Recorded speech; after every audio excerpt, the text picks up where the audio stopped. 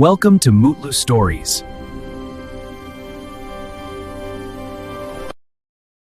అనగనగా సుందరపురం అనే నగరంలో ఒక రాజు ఉండేవాడు. అతని పేరు దేవమాల్యుడు. అతను ధైర్యవంతుడు, జ్ఞానవంతుడు కావడంతో ప్రజలు అతన్ని ఎంతో ప్రశంసించేవారు. రాజు దేవమాల్యుడు తన రాజ్యాన్ని ఎంతో న్యాయంగా, సమర్థంగా పాలించేవాడు. అతను ప్రజల సమస్యలను ఓర్పుతో విని సరైన నిర్ణయాలు తీసుకుని అందరికీ న్యాయం చేసేవాడు. అతని పాలనలో సుందరపురం నగరం సుఖశాంతులతో నిండిపోయి ప్రజలు ఆనందంగా జీవించేవారు. కాని ఆ రాజుకు 3 భార్యలు ఉండేవారు. ఆ రాజు తన 3 భార్యలను ఎంతో ప్రేమించేవాడు. అయితే ఆ రాణులలో ప్రతి రాణికి ఒక విచిత్రమైన లక్షణం ఉండేది. ఒకరోజు రాజు దేవమాల్యుడు తన మొదటి రాణి లక్ష్మితో కలిసి తోటలో విహరిస్తున్నాడు.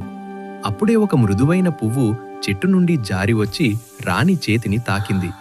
వెంటనే రాణి కేకవేసి స్పృహ తప్పింది.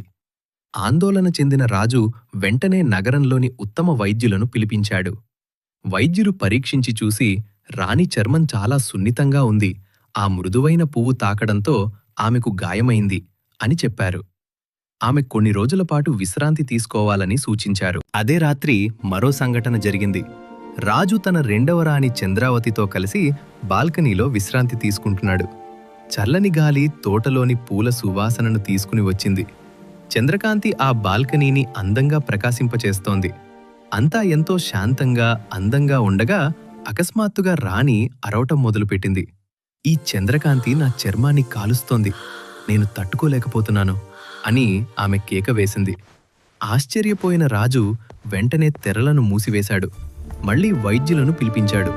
వారు ఆమెకు చందనం పూయించి విశ్రాంతి తీసుకోవాలని చెప్పారు. 3వ రాణి మృణాలిని 3 అత్యంత అందమైనది. ఒకరోజు రాజు ఆమెను చూడాలని కోరుకున్నాడు. ఆమె తన గది నుంచి రాజు వద్దకు వస్తుండగా అకస్మాత్తుగా ఏడుస్తూ స్పృహ తప్పింది.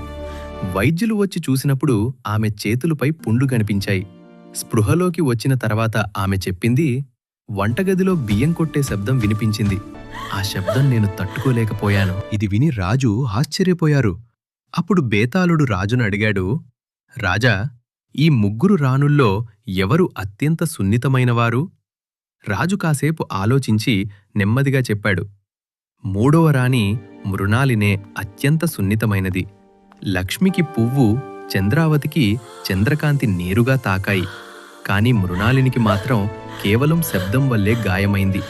అందుకే ఆమెనే అత్యంత సున్నితమైనది. బేతాళుడు నవ్వుతూ, నువ్వు సరిగానే చెప్పావు అన్నాడు. అలా చెప్పి మళ్లీ చెట్టుపైకి ఎగిరిపోయాడు. Please subscribe to our channel.